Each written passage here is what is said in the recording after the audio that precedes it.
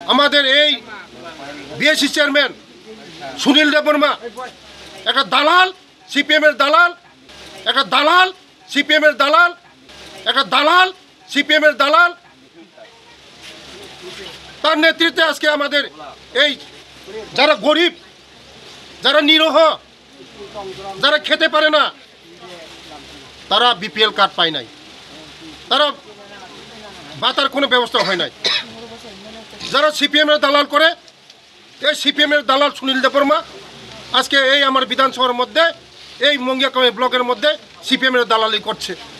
আগামী দিন এই দালালি আমরা বন্ধ করব, এই দালালি করতে দেব না আমরা। কারণ যারা গরিব মানুষ তাদের আমরা চাই সুবিধা পাক, বেনিফিশিয়ারি সুবিধা পাক। আগামী দিন আমরা এটা রুখে দাঁড়াবো, সিপিএমের দালালিকে আমরা রুখে দাঁড়াবো। আগামী দিন আমরা এটা প্রটেস্ট করব। সুনীল দেববর্মা যেভাবে এই সিপিএমের দালালি করছে, আগামী দিন এটাকে আমরা করতে দেব না।